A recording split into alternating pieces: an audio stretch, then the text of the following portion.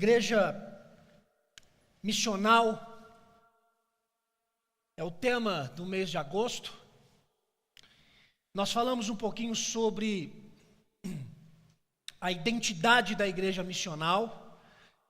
E para falar um pouquinho sobre a identidade da igreja missional, nós falamos que a identidade da igreja missional, ela não está pautada em estrutura e nem na instituição, mas ela está pautada na relação trinitariana, Pai, Filho e Espírito Santo. E a partir daí é que a gente começa a entender então quem nós somos enquanto igreja. Eu me lembro que eu disse que a relação trinitariana, ela é uma relação de envio ao mundo. E assim como a Trindade é enviada ao mundo, também a igreja acaba recebendo dessa mesma influência dessa relação. Na semana passada, o seminarista Diego tratou um pouquinho sobre a igreja missional dentro do aspecto da contextualização. Como que nós, enquanto igreja, vamos nos propor a falar do Evangelho dentro de uma cultura que precisa ouvir do Evangelho. Como é que nós vamos ganhar o direito de ser ouvido se de fato a gente nem conhece direito o lugar onde a gente está, as pessoas com quem nós vivemos. Então nós precisamos também passar a compreender todo o processo de contextualização para poder falar também do Evangelho do Senhor. E hoje eu quero falar sobre a temática de contraste missional. E para falar um pouquinho sobre contraste missional, obviamente quando eu falo contraste eu estou falando de uma relação que está em diferença em relação a alguém. É algo diferente em relação a outra situação ou a outra realidade. Para pensar um pouquinho sobre contraste missional, eu quero convidar você a abrir a sua Bíblia no livro de Levítico. Nós vamos ler Levítico, capítulo 19 todo.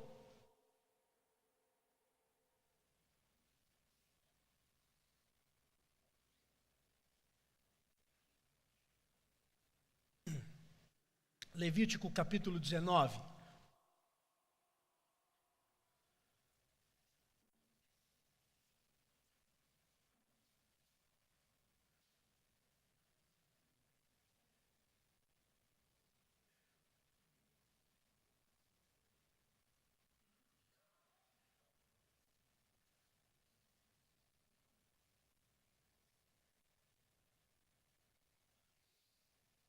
Vamos orar antes de ler a palavra do Senhor? Pai, fala conosco. À medida que a gente for ler esse texto, que o Teu Santo Espírito nos ilumine, para a gente poder entender a palavra do Senhor. Fala conosco em nome de Jesus. Nós cantamos louvores ao Teu santo nome, nós celebramos ao Senhor, que só o Senhor é digno disso. Nós participamos da mesa do Senhor e nós queremos continuar a sermos alimentados pela Tua palavra. Fala conosco, Senhor. Em nome de Jesus, tem misericórdia da minha vida. Eu não quero ser pedra de tropeço na comunicação da Tua palavra ao coração dos meus irmãos e daqueles que vão ouvir essa palavra. Por isso eu peço que o Senhor seja comigo na exposição do texto. E peço também para que o Senhor seja com os meus irmãos ouvindo a palavra. Em nome de Jesus eu oro. Amém. Levítico capítulo 19. Disse o Senhor a Moisés: fala a toda a congregação dos filhos de Israel e dize-lhes: santos sereis, porque eu, o Senhor, vosso Deus, sou santo. Cada um respeitará sua mãe e seu pai e guardará os meus sábados. Eu sou o Senhor, vosso Deus. Não vos virareis para os ídolos, nem vos fareis deuses de fundição. Eu sou o Senhor, vosso Deus. Quando oferecerdes sacrifício pacífico ao Senhor, oferecê-lo-eis para que sejais aceitos. No dia em que o oferecerdes, e no dia seguinte se comerá, mas o que sobejar ao terceiro dia será queimado. Se alguma coisa dele for comida ao terceiro dia, abominação, não será aceita. Qualquer que o comer levará a sua iniquidade, porquanto profanou coisa santa do Senhor, por isso será eliminado no meio do povo. Quando também cegares a messe da sua terra, o canto do teu campo, não cegarás totalmente, nem as espigas caídas colherás da tua messe. Não rebuscarás a tua vinha, nem colherás os bagos caídos da tua vinha. Deixá-lo-ás ao pobre e ao estrangeiro. Eu sou o Senhor, o vosso Deus. Não furtareis, nem mentireis, nem usareis de falsidade, cada um com o seu próximo, nem jurareis falso pelo seu nome, pois profanaríeis o nome do vosso Deus. Eu sou o Senhor. Não oprimirás o teu próximo, nem o roubarás. A paga do jornaleiro não ficará contigo até pela manhã. Não amaldiçoarás o surdo, nem porás tropeço diante do cego, mas temerás o teu Deus. Eu sou o Senhor. Não farás injustiça no juízo, nem favorecendo o pobre, nem comprazendo ao grande. Com justiça julgarás o teu próximo. Não andarás como mexeriqueiro entre o teu povo. Não atentarás contra a vida do teu irmão, porque eu sou o Senhor. Não aborrecerás teu irmão no teu íntimo, mas repreenderás o teu próximo, e por causa dele não levarás sobre ti pecado. Não te vingarás, nem guardarás ira contra os filhos do teu povo, mas amarás o teu próximo como a ti mesmo. Eu sou o Senhor. Guardarás os meus estatutos. Não permitirás que os teus animais se ajuntem com os de espécie diversa. No teu campo não semearás semente de duas espécies, nem usarás roupa de dois estofos misturados. Se alguém se deitar com uma mulher, se for escrava desposada com outro homem e não for regatada, nem se lhe houver dado liberdade, então serão açoitados. Não serão mortos, pois não foi libertada. O homem, como oferta pela sua culpa, trará um cordeiro ao Senhor, à porta da tenda da congregação. Com o carneiro da oferta pela culpa, o sacerdote fará expiação por ele, perante o Senhor, pelo pecado que cometeu, e ser-lhe-á perdoado o pecado que cometeu. Quando entrardes na terra e plantardes toda sorte de árvore de comer, ser-vos-á vedado o seu fruto. 3 anos se vos será vedado, dele não se comerá. Porém, no 4º ano, todo o seu fruto será santo, será oferta de louvores ao Senhor. No 5º ano, comereis fruto dela, para que vos faça aumentar a sua produção. Eu sou o Senhor vosso Deus. Não comereis coisa alguma com sangue, nem agorareis, nem adivinhareis, nem cortareis o cabelo em redondo, nem danificareis as extremidades da barba. Pelos mortos não ferireis a vossa carne, nem fareis marca nenhuma sobre vós. Eu sou o Senhor.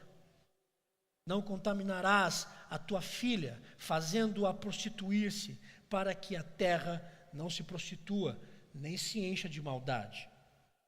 Guardareis os meus sábados, e reverenciareis o meu santuário. Eu sou o Senhor. Não vos voltareis para os necromantes, nem para os adivinhos. Não os procurareis para serdes contaminados por eles. Eu sou o Senhor vosso Deus. Diante das cãs te levantarás, e honrarás a presença do ancião, e temerás o teu Deus, que eu sou o Senhor. Se o estrangeiro peregrinar na vossa terra, não o oprimireis. Como natural será entre vós o estrangeiro que peregrina convosco. Amá-lo-eis como a vós mesmos, pois estrangeiros fostes na terra do Egito. Eu sou o Senhor, vosso Deus. Não vos cometereis injustiça no juízo, nem na vara, nem no peso, nem na medida. Balanças justas, pesos justos, efa justa e justo tereis. Eu sou o Senhor vosso Deus, que vos tirei da terra do Egito. Guardareis todos os meus estatutos e todos os meus juízos e os cumprireis. Eu sou o Senhor.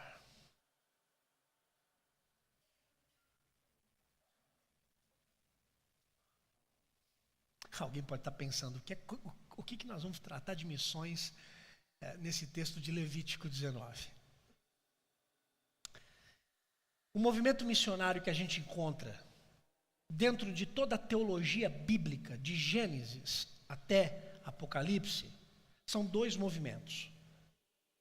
No Antigo Testamento, nós encontramos o movimento chamado de movimento centrípeto. O que é o movimento centrípeto? O movimento centrípeto são onde os polos são atraídos até o centro de um eixo. Que tipo de movimento isso significa na missiologia? Israel é o centro. Israel, como movimento missionário do Antigo Testamento, ele deveria atrair as nações para si, e esse movimento de atração levariam as outras nações a conhecerem o Senhor através da vida de Israel. Excluindo o livro de Jonas, que aparece como um movimento, como um pré-movimento do que acontece no Novo Testamento, basicamente, todo o movimento missionário do Antigo Testamento é Israel como vitrine. É Israel atraindo as nações para si, para que as nações pudessem conhecer a Deus pela vida de Israel. No Novo Testamento o movimento muda.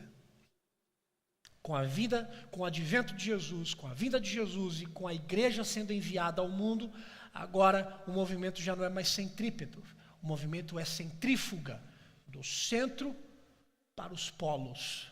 A igreja, agora ela já não deve atrair apenas, a igreja deve ir em direção ao mundo, e à medida em que ela vai, ela deve tornar o Senhor conhecido. Quando nós olhamos para os dois movimentos em toda a Bíblia, a igreja de hoje, ela consegue se perceber no movimento centrífuga do Novo Testamento. A igreja hoje, quando ela fala em missão, ela fala estritamente em ir ao mundo. Quando a igreja hoje fala de missão, ela está falando desse movimento centrífuga do Novo Testamento, onde ela é empurrada para fora, onde ela tem que ir até o mundo para comunicar o Evangelho e para falar das boas novas da salvação. E a impressão que a gente tem é que o movimento missionário do Antigo Testamento, esse movimento centrípeto, onde os polos são atraídos para o centro, parece que esse movimento caducou. Parece que esse movimento envelheceu. Parece que ele já não se adequa mais ao movimento missionário dos nossos dias e dos nossos tempos. Eu preciso dizer para você que o movimento missionário do Antigo Testamento é de suma importância para a gente poder conhecer e compreender o movimento missionário do Novo Testamento.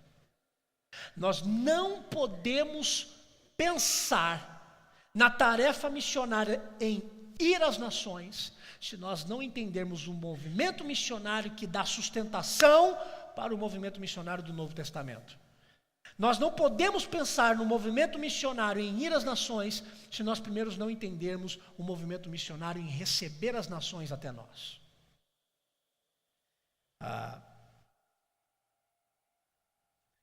Quando a gente pensa em atrair, quando a gente pensa em atrair as pessoas para a igreja, logo já vem algumas estratégias na nossa mente quando a gente pensa em atrair essas pessoas até nós. Porque para ir até as pessoas, até aqui a gente sabe, a gente pode não fazer, mas a gente sabe da importância disso e de como isso é claro para nós. Mas atrair as pessoas até aqui, como é que a gente faz para atrair as pessoas para cá? E aí a gente já elabora uma lista de coisas. Por exemplo, liturgia que seja mais leve. Não, a liturgia ela precisa ser mais comunicativa. A liturgia ela precisa ser mais leve. Porque quando a gente faz uma liturgia mais leve, as pessoas vão participar melhor. Para a gente atrair pessoas, a gente precisa ter uma música excelente. Para a gente atrair as pessoas, nós precisamos ter músicos gabaritados, como a gente tem tido aqui todo domingo, e graças a Deus por isso.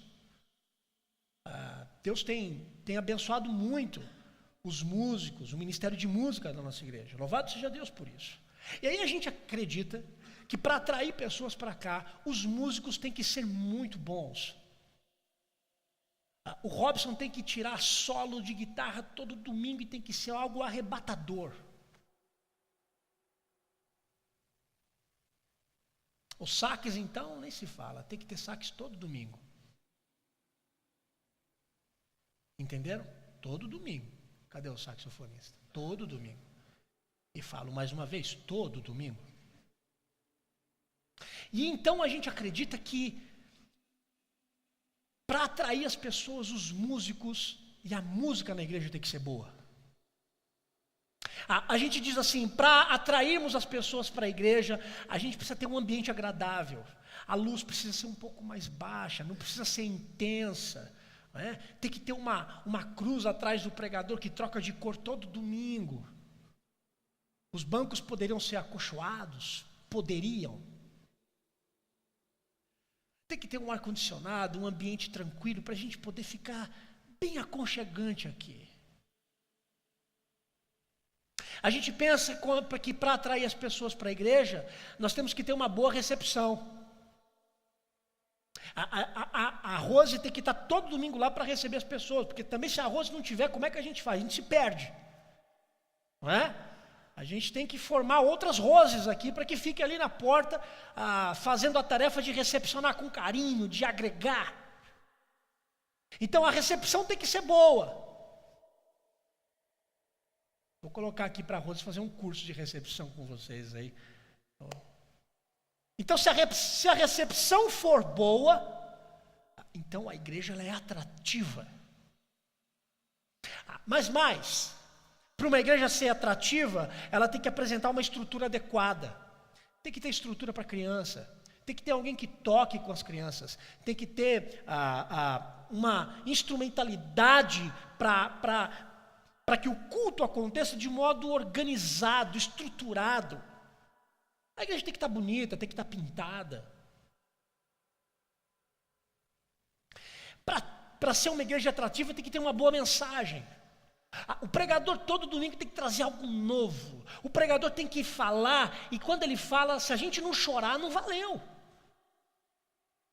Se o pastor preparou a mensagem para o domingo, e ele pregou, e a gente não ficou nem um pouquinho arrepiado, não valeu. Se ele não falou nenhuma palavra diferente no dicionário, no meu dicionário pessoal, também não valeu.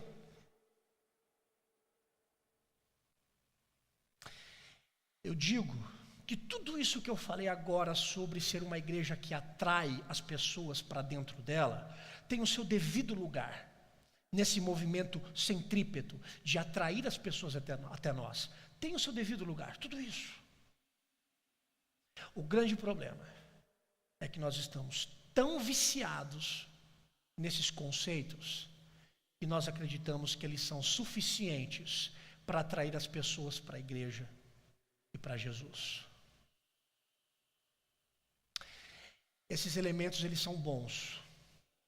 Esses elementos eles são importantes. Mas não é o fator primordial.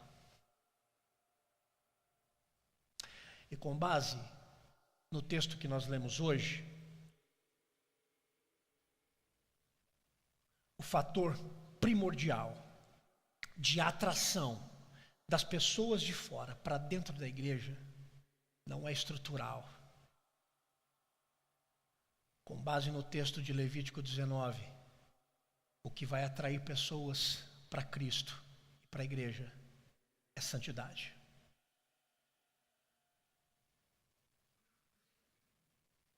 Aliás, se você ler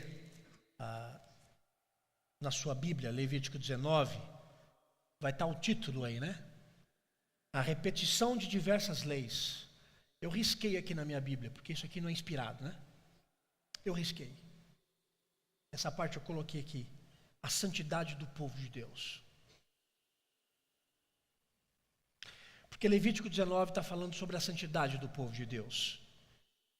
Com base em que, em muitos dos versículos lidos, você vai encontrar, depois de uma instrução da lei, o Senhor dizendo: eu sou o Senhor. Eu sou o Senhor.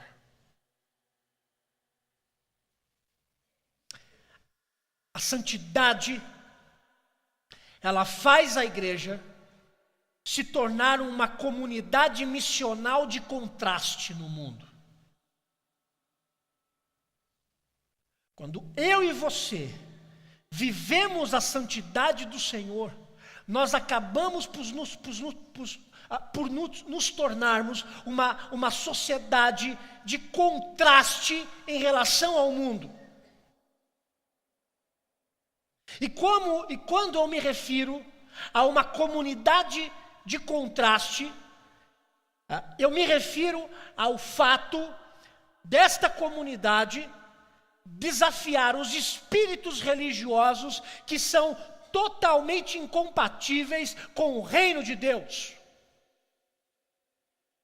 Uma igreja missional que vive em santidade, ela se torna uma comunidade de contraste em relação ao mundo, porque ela vai confrontar todos os espíritos religiosos que fazem oposição e que são incompatíveis com o reino de Deus. Quando eu me refiro a uma comunidade de contraste pela via da santidade, eu me refiro a uma postura santa que nós devemos ter no mundo, e uma postura que não repele as pessoas. Porque é triste você entender que muitas pessoas entendem a santidade como uma postura que repele e não que atrai. E hoje eu quero dizer para você exatamente o contrário. A santidade do povo de Deus não deve repelir as pessoas, mas deve atraí-las até o Senhor.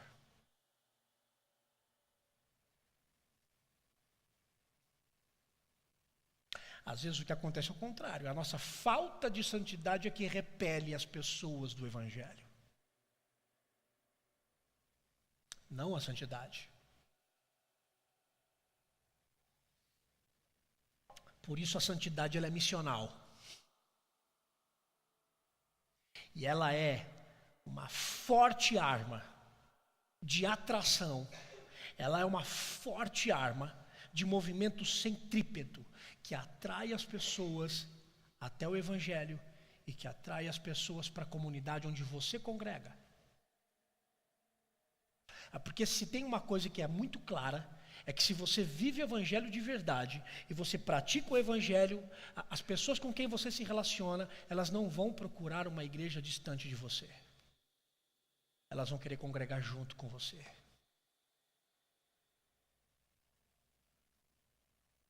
Porque a sua santidade, a santidade que você tem vivido no Senhor, ela atrai pessoas, não apenas para perto de você. Essa santidade atrai as pessoas para a cruz. E para ser santo nos dias de hoje, eu não quero apenas me referir como uma atitude da graça de Deus na nossa vida e nos habilitar para morrer para a carne e a viver para o Espírito. Eu não estou falando apenas de uma santidade que nos separou do mundo para sermos de Deus. Não, eu estou falando de uma postura correta diante do mundo. Eu estou falando de uma postura ética, moral. Eu estou falando de posturas de pessoas que se dizem cristãs e que pagam o preço na sociedade por dizerem que são cristãs. Eu estou falando de gente que levanta a mão para adorar o Senhor aqui, mas que levanta a mão também no metrô para dizer: Senhor, Tu és grande, Tu és bom. Eu estou dizendo sobre pessoas que encostam o seu carro aqui no estacionamento da igreja, mas que quando vê alguma outra pessoa querendo estacionar, você gentilmente cede o espaço. E que quando você vai para o shopping, ao invés de você brigar com alguém por conta de uma vaga, você também cede o espaço.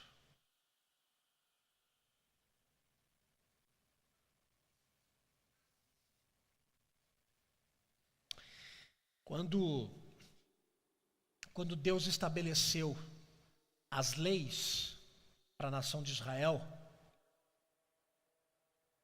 Ele o fez com 3 propósitos. Ele fez com o propósito de organizar a nação. E para organizar a nação, Ele estabeleceu a lei com 3 propósitos. Primeiro, o Senhor queria organizar moralmente a nação. Como é que vocês vão viver? Segundo, o Senhor queria organizar civilmente a nação. E terceiro, o Senhor queria organizar religiosamente a nação.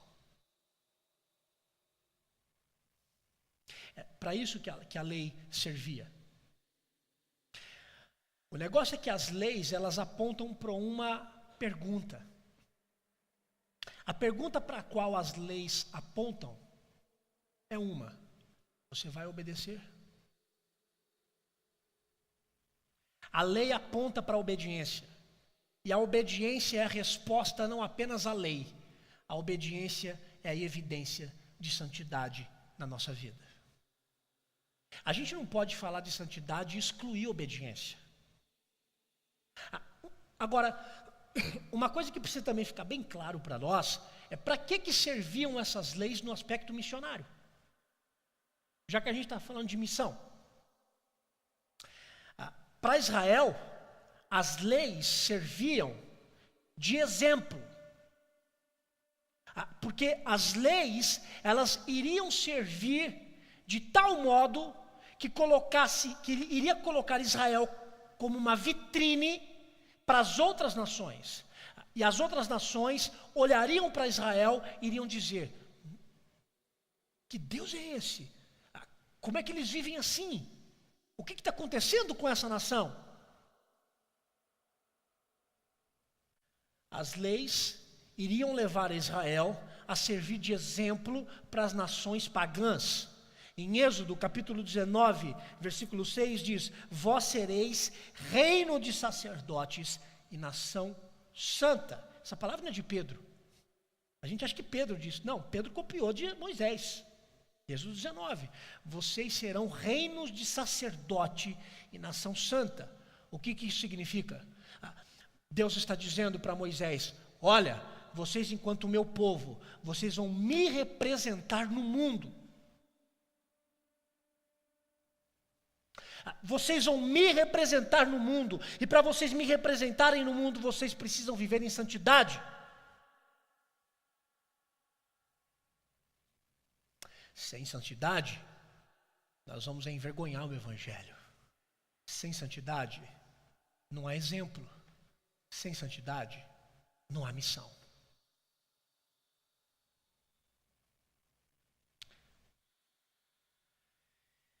Por isso, a lei não visava apenas a organização interna da nação de Israel. A lei visava expor a nação para o mundo como vitrine da graça de Deus. Israel deveria ser uma comunidade de contraste entre os povos. A igreja primitiva, no Novo Testamento, deveria servir de contraste entre os povos. E a igreja contemporânea, hoje, em 2017, através da minha vida e através da sua vida, como a vida de santidade, nós também devemos assumir essa responsabilidade em sermos uma comunidade de contraste na nossa geração. Se não houver contraste, não há diferença. Se não houver contraste, não haverão mais questionamentos a respeito do nosso jeito de viver. Sabe aquela coisa das pessoas olharem para nós e dizer assim: por que você vive assim? Por que você pratica isso? Por que você é tão diferente, cara? Por que você não fala palavrão? Por que no futebol você não quebra o outro cara e pede perdão? Que isso? Por que você é paciente?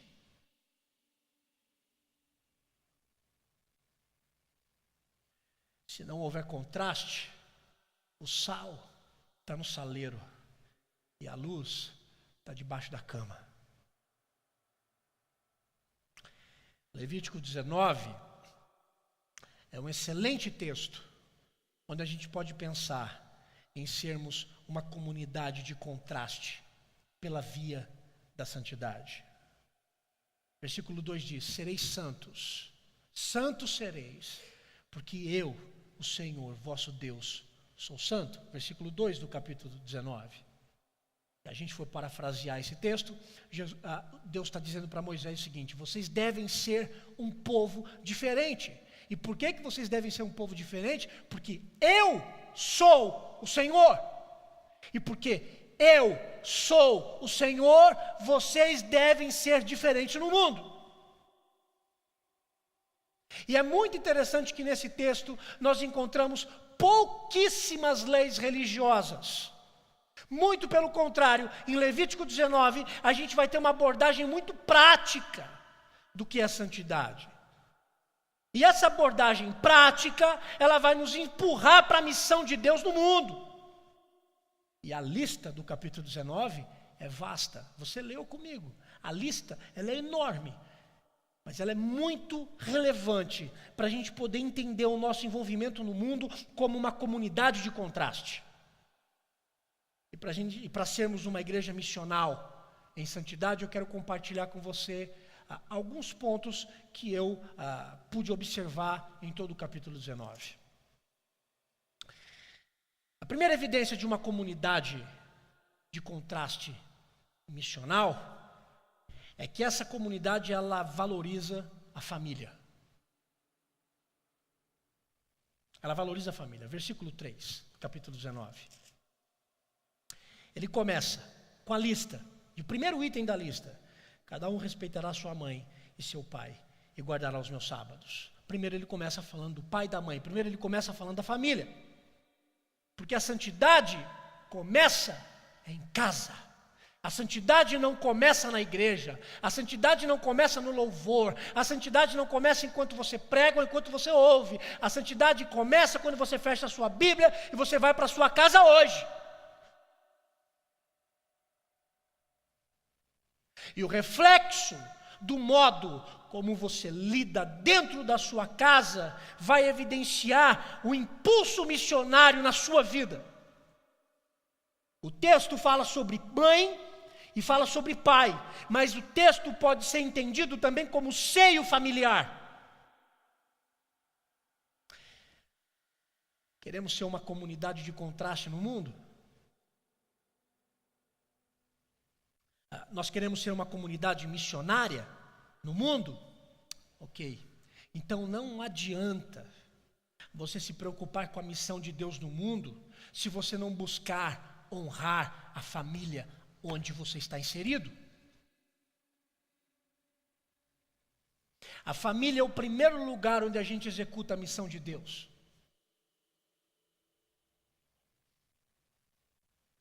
É o primeiro lugar. Não adianta a gente falar: vamos aos povos não alcançados. Vamos fazer missão urbana. Se dentro de casa você tem matado a sua esposa. Se dentro de casa você tem matado o seu marido.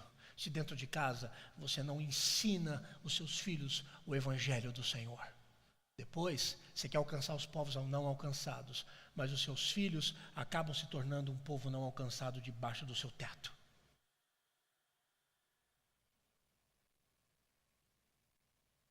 Você quer fazer missão?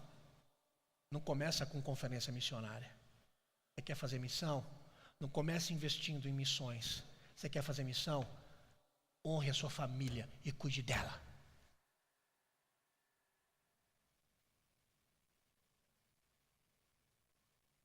Interessante, né? E para a nação de Israel servir de vitrine para as outras nações, ela não começa dizendo: vá até eles, não. O primeiro ponto é: cuide da sua família. E quantas famílias estão morrendo? Estão morrendo ainda em nome de Deus. Porque em nome de Deus eu faço um trabalho missionário, mas eu deixo a minha família minguando na fé.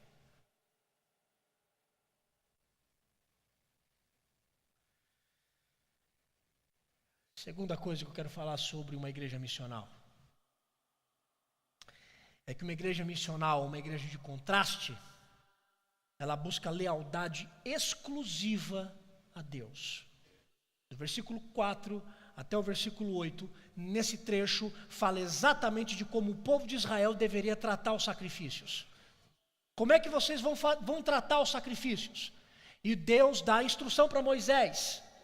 E a instrução que Moisés passa para o povo é mais ou menos a seguinte, do versículo 4 a 8, dizendo assim: olha, sabe como é que vocês vão fazer o sacrifício? Com seriedade. Vocês vão levar esse negócio a sério. Olha o que diz o versículo 5 do capítulo 19. Quando oferecer de sacrifício pacífico ao Senhor, oferecê-lo-eis para que sejais aceitos.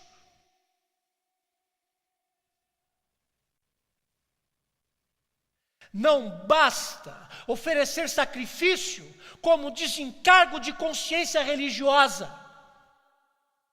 É preciso fazer não do jeito que você acha que tem que fazer. É preciso fazer do jeito que Deus pede para ser feito. A comunidade de contraste, ela é missional porque ela leva as coisas de Deus a sério. Ela leva o tempo de estudo da palavra a sério.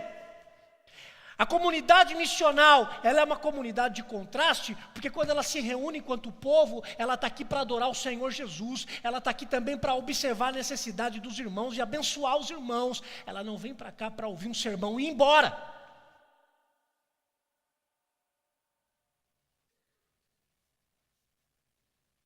A comunidade de contraste, ela se preocupa em evidenciar no mundo um estilo de vida onde Deus é valorizado em cada brecha da nossa existência, onde Deus é relevantemente considerado em cada decisão que eu tomo na minha vida de segunda a segunda.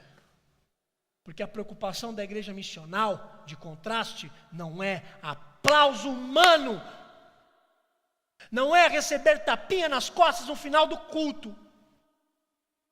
A preocupação da comunidade missional é agradar a Deus em todas as esferas da sua vida, no seu relacionamento com seus filhos, no trabalho, na igreja, em qualquer vertente da sua vida.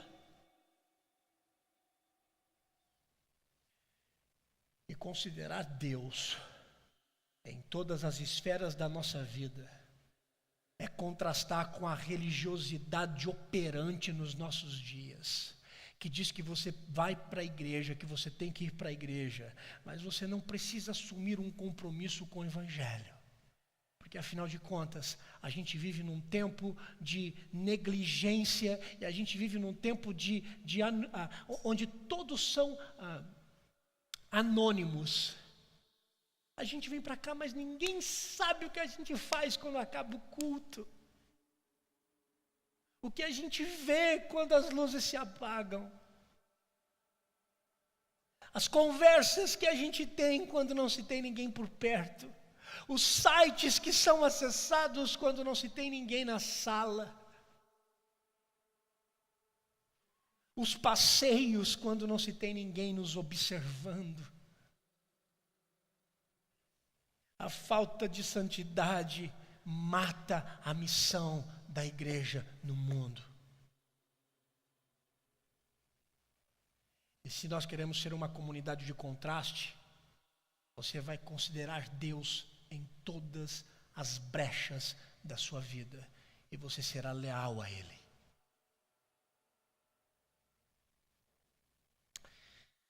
Terceiro, uma comunidade de contraste missional é uma comunidade generosa. Dos versículos 9 a 10. Versículos 9 a 10 fala sobre uma lei, e eu mencionei essa lei quando eu preguei a série falando sobre sonhos desfeitos e realizados, quando eu falei sobre Ruth. A Ruth foi para o campo e ela colheu do que sobrava. Por quê? Porque era lei em Israel, em que não se colhesse tudo. Deveriam deixar nos cantos dos campos, no chão, e aquilo que não estava no chão, para que os pobres pudessem colher. Essa é a lei. Generosidade.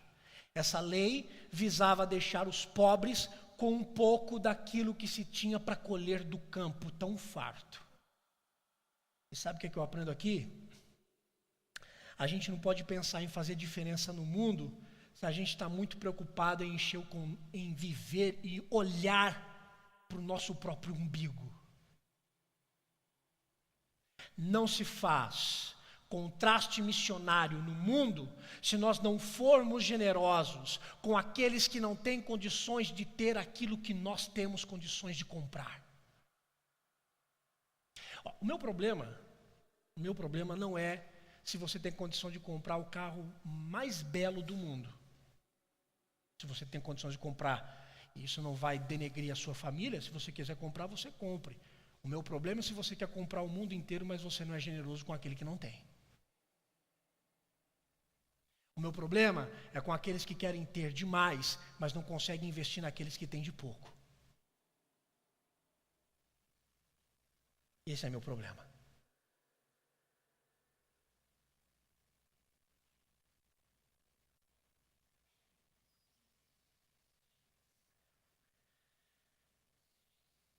Não se faz uma ação missionária, não se constrói uma comunidade de contraste missional se nós não nos preocuparmos em sermos generosos com aqueles que têm tão pouco. Sabe qual é a evidência maior de santidade na nossa vida?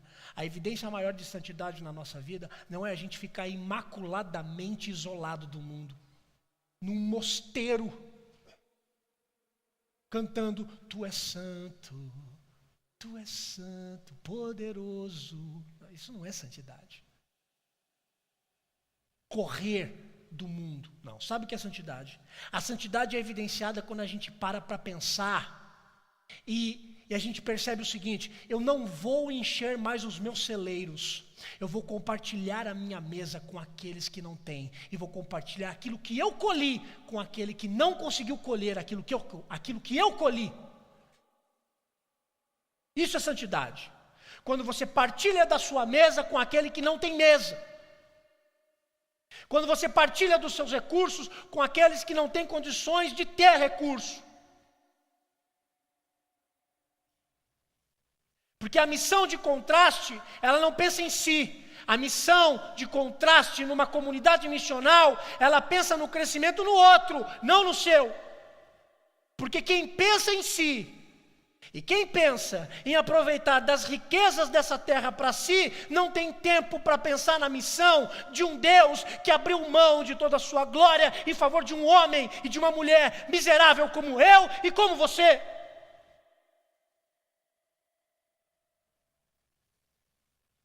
Quem pensa em encher os seus celeiros com riqueza, não tem tempo e não quer pensar naqueles que não têm absolutamente condições de ter nada para si. E se você pensa em encher para você, de fato, você não entendeu que Jesus deixou toda a sua glória para dar para você que não tinha nada, a salvação.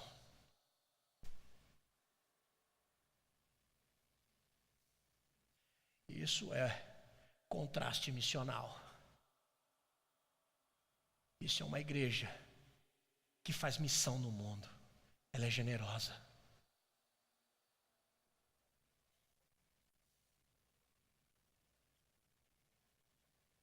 Quarto, uma comunidade de contraste, ela desenvolve uma relação com o próximo, com sinceridade e com amor. Versículos 11 e 12. A instrução dos versículos 11 e 12 diz ao povo de Israel que eles deveriam manter uma relação social nas relações intersociais com base na santidade. E por quê? Porque essa relação que eles deveriam ter iria desembocar em 3 atitudes. Primeiro, não furtar o próximo, não mentir e não ser falso. Isso não sou eu que estou dizendo, está aí no texto. Uma comunidade de contraste missional ela aprende a manter uma relação com o seu próximo com sinceridade e com amor. A santidade vai nos levar a não furtar o nosso próximo, a não mentir para o nosso próximo e a não sermos falsos para com o nosso próximo. Sabe quando é que a missão da igreja cai na escuridão? Sabe quando é que a missão da igreja cai em descrédito? Quando os nossos relacionamentos interpessoais, eles não são verdadeiros. Quando nós desenvolvemos relacionamento interpessoal na base da mesquinharia. Quando nós desenvolvemos relacionamento pessoal invejando aquilo que o outro tem e você não tem. E mais, a missão rui quando nós olhamos nos olhos das pessoas, mas nós somos falsos com elas. Mentirosos. Apertamos a mão, mas por trás nós colocamos a faca.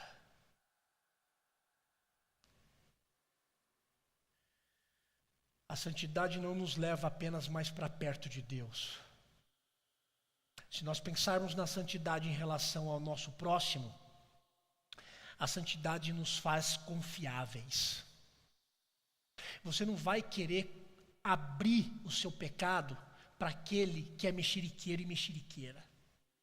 Você não vai querer confessar a sua dor e a sua angústia para aquele que vai olhar para o seu pecado e para a sua dor e tratar com desprezo, com frieza e dizer, é assim mesmo. Já viu? Quando você está mal, aí você vai conversar com uma pessoa, aí você se abre, chora, rasga a sua alma, e aí você acha que você tem uma pessoa confiável diante de você, e essa pessoa olha para você e bate nas suas costas, e diz assim, vai orar, meu irmão, é assim mesmo. Você acabou de descobrir que você não tem uma pessoa confiável para quem abrir a sua vida e o seu coração. A santidade não nos faz mais perto de Deus, não nos coloca mais perto de Deus apenas. A santidade nos faz mais confiáveis. E ser confiável de alguém é aplicar o que diz os versículos 16 até o versículo 18. Primeiro, ele diz que nós devemos desenvolver uma relação com o próximo e não perder tempo e ficar caluniando os irmãos. Se tem uma ação que mina a atitude missionária de contraste no mundo, são pessoas da própria igreja que ficam minando, que ficam sussurrando maldade em relação a alguém. Se tem algo que sufoca a ação missionária, é nós vivermos nos caluniando uns aos outros. Isso mata qualquer ação missionária. Segundo, não se deve levantar com violência contra o seu próximo. Se tem algo que mata a missão também, é a gente ser violento contra o irmão que é contra você. Terceiro, não alimentar ódio contra uma pessoa, mas você repreendê-la com toda a franqueza do mundo. Tem gente que não repreende o outro por estar errado, e por não repreender, alimenta ódio por ele.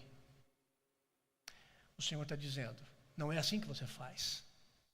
Uma comunidade missional, uma comunidade que se preocupa tanto com o outro, que quando você vê alguém errar e você começar a ficar com raiva, você vai até esse irmão, fala com franqueza para ganhar o irmão. Repreender com franqueza, é o que diz até a NVI. Eu li esse texto na NVI e diz repreender com franqueza. Isso conduz a igreja a uma postura de contraste missional no mundo, porque considera o outro com muito respeito e com muito amor. Sabe como é que nós vamos ser reconhecidos no mundo como discípulos de Jesus? Não é se a gente tem um bom sermão, não é se a gente tem uma boa estrutura, não é se a gente tem uma boa música. Nós vamos ser conhecidos se nós amarmos uns aos outros.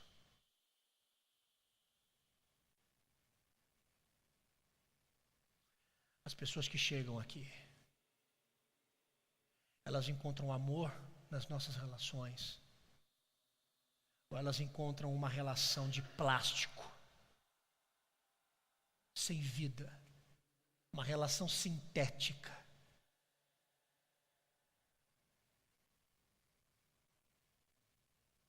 Quinto,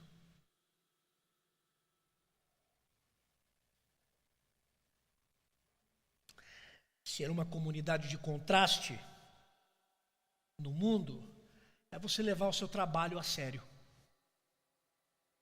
É você levar aquilo que você faz amanhã, que você vai começar a fazer amanhã na segunda-feira, não apenas a sério, mas levar com santidade. E aí, durante todo o capítulo 19, Israel recebeu várias ordens quanto a essa área da vida. O versículo 13 diz: justiça econômica nos direitos trabalhistas. É exatamente isso que o versículo 13 trata, sobre justiça econômica, ao modo como você vai trabalhar o direito daquele que trabalha para você. Aí os advogados vão navegar em cima disso. Ou seja, você que gere alguém, você deve ser justo para com aqueles que trabalham para você. Pastor, o que isso tem a ver com vida missional? Tem tudo. Ser uma comunidade de contraste missional no mundo é você servir de exemplo de justiça no modo como você gere as pessoas que trabalham para você, não pisando nelas, não negligenciando-as e não roubando-as, enganando-as. É você tratar a pessoa que trabalha com você não apenas com justiça, mas é você fazer da sua mesa a mesa dela.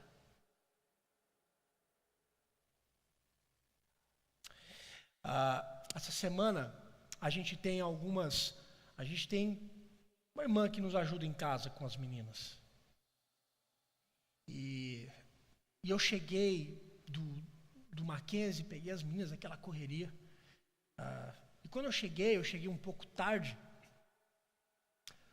Ela estava almoçando, né? E ela estava almoçando lá na área de serviço, sentado numa escadinha. Eu parei e disse assim: o que você está fazendo?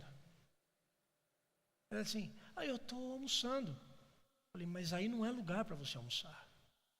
Não, mas eu estou bem aqui. Não, você não está bem aí. O lugar para você almoçar é na mesa. Não, mas eu não vou comer na mesa. Não, você vai comer na mesa, porque a minha mesa é a sua mesa. Você não vai comer em cima de uma escadinha, não. Tem mesa. Você vem comer na mesa.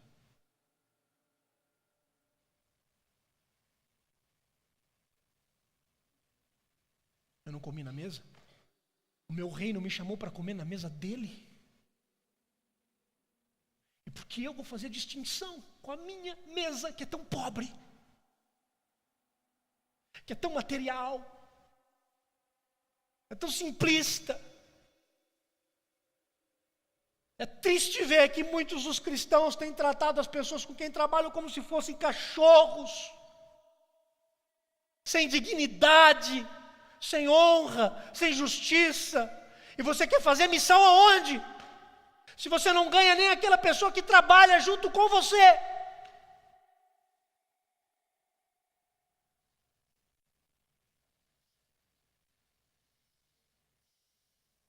Versículos 35 e versículo 36 nos diz também que Israel deveria tratar com honestidade todas as transações comerciais que eles fossem fazer. Versículo 35 e 36. Toda transação comercial que vocês forem fazer, elas devem ser feitas com honestidade. Ou seja, a missão de contraste, ela se perde quando o povo de Deus se propõe a não ser honesto em suas negociações ou no modo como trata as pessoas com quem trabalha. A igreja missional, ela se torna uma comunidade de contraste quando ela não abre mão dos seus valores eternos para engordar o seu próprio bolso, buscando atalhos nas transações de mercado, do mercado oculto, para se enriquecer e empobrecer o outro.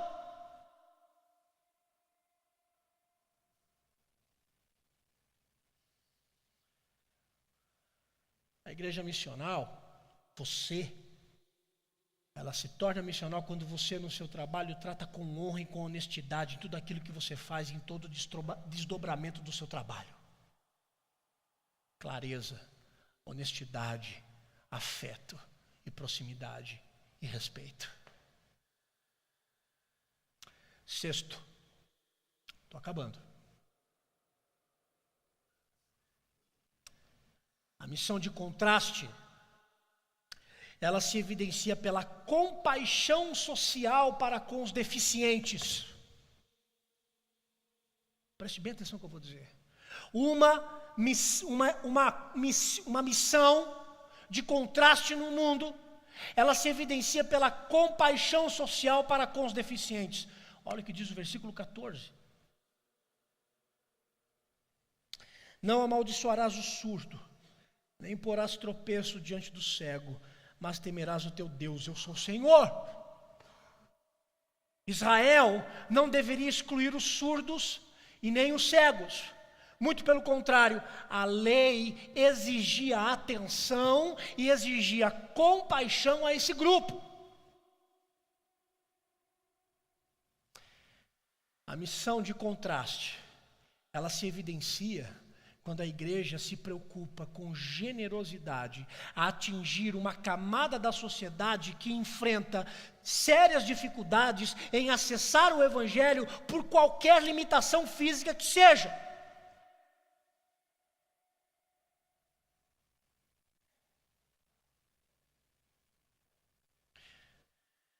Se nós temos surdos, nós precisamos atingi-los com o evangelho e nos preparar para isso como igreja. Se nós temos cegos, nós precisamos nos preparar como igreja, com compaixão social, para abençoar esses irmãos. Se nós temos cadeirantes, nós temos que ter lugar especial para eles. Não é entrar atravancado na igreja. Fique aqui não. O lugar de honra tem que ser deles. Isso é uma igreja missional. E pode parecer que não, mas é.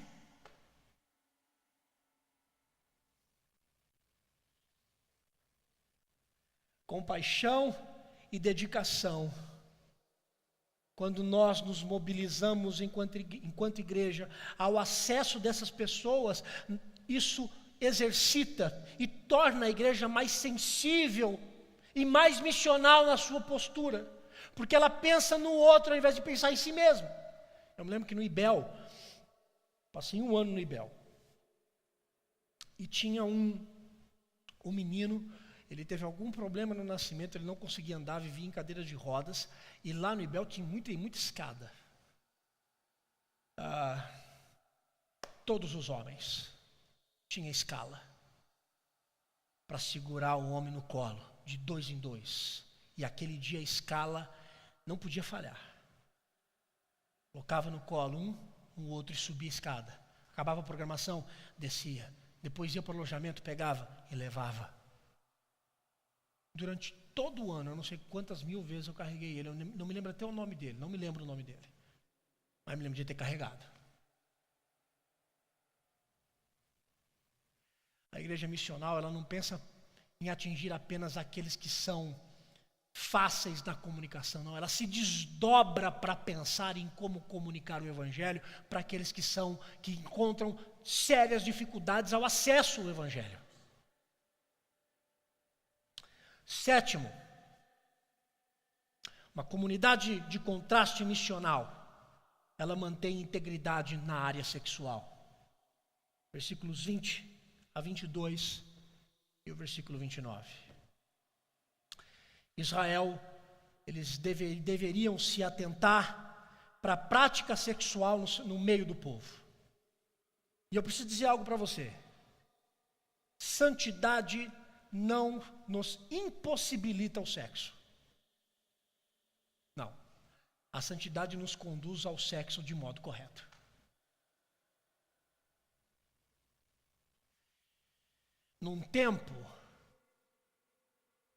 num tempo de uma erotização exacerbada no nosso meio, no nosso tempo, a igreja missional, ela sabe se posicionar com santidade quando o assunto é integridade sexual.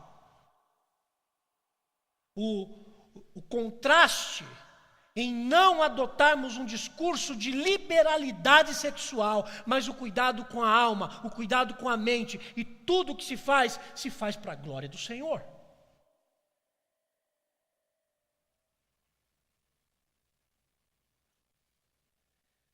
Quando as luzes se apagam, a sua integridade na vida sexual também acaba servindo de exemplo para atrair pessoas ao Evangelho. Pode acreditar.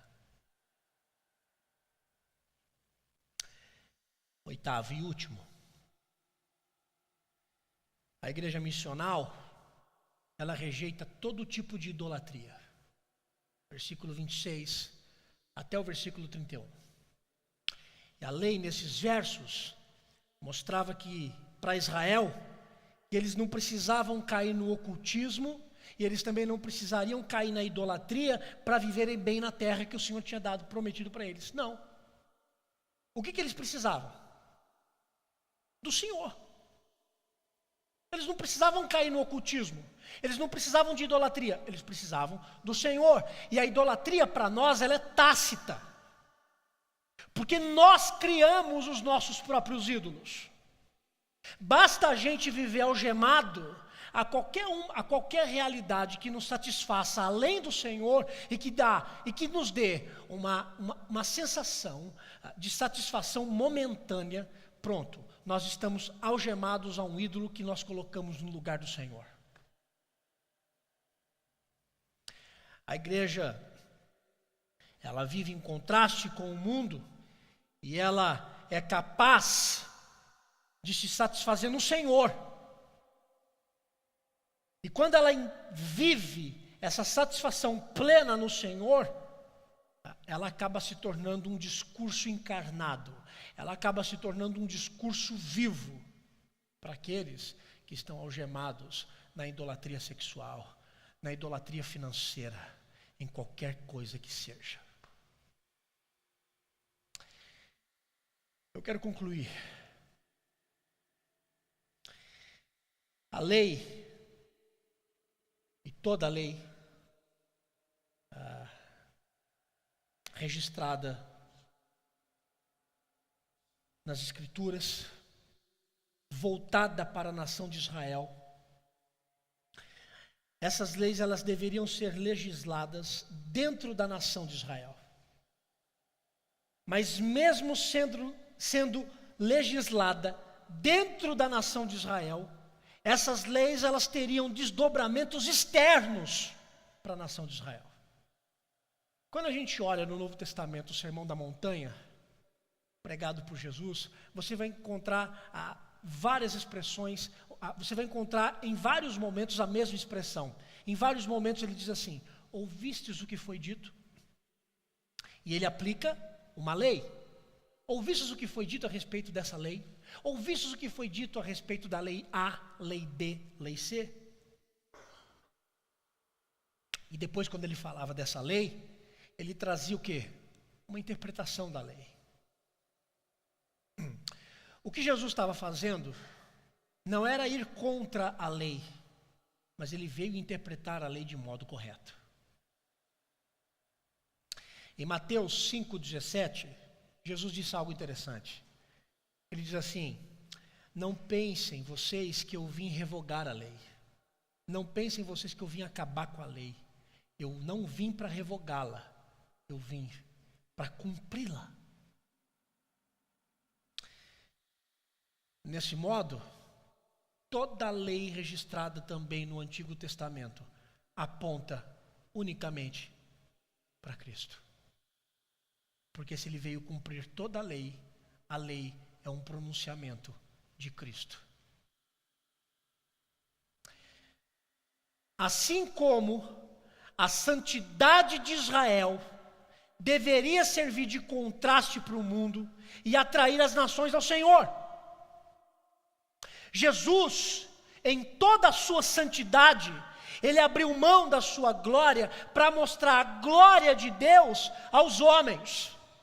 E se a gente for para o Antigo Testamento, a santidade de Deus, a glória de Deus não poderia ser vista pelos homens.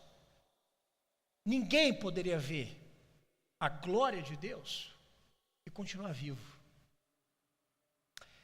Mas em Cristo,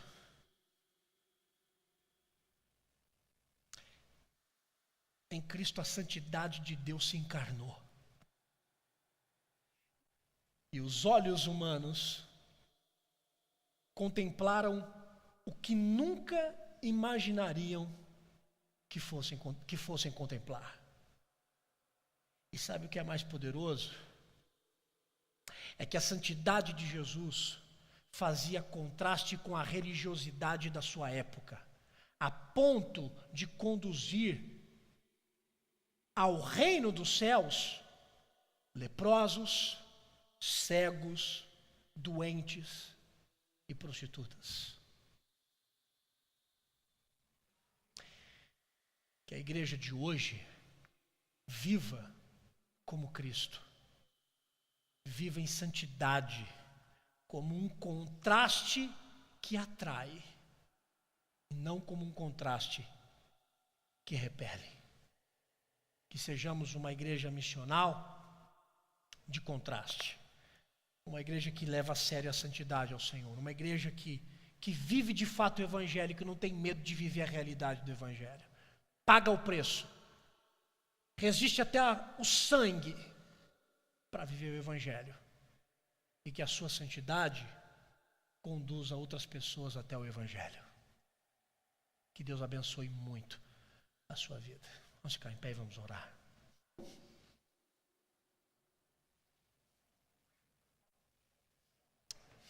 Senhor,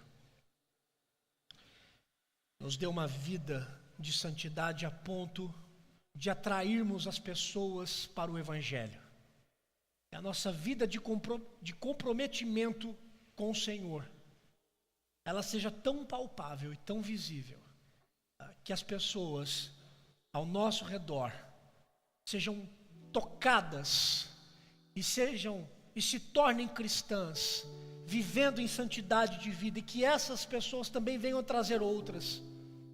Que nós possamos entender, Senhor, que o que atrai pessoas não é a estrutura da igreja, mas é a nossa vida de santidade. Por isso eu peço que o Senhor nos leve para o mundo em santidade. Não leva a gente para o mundo para vivermos uma vida enganosa, mentirosa e dúbia. Que o poder do Teu Santo Espírito nos capacite a vivermos o Evangelho de verdade e atrair essas pessoas ao Senhor com a nossa própria vida. Que possamos assumir essa responsabilidade. Em nome de Jesus.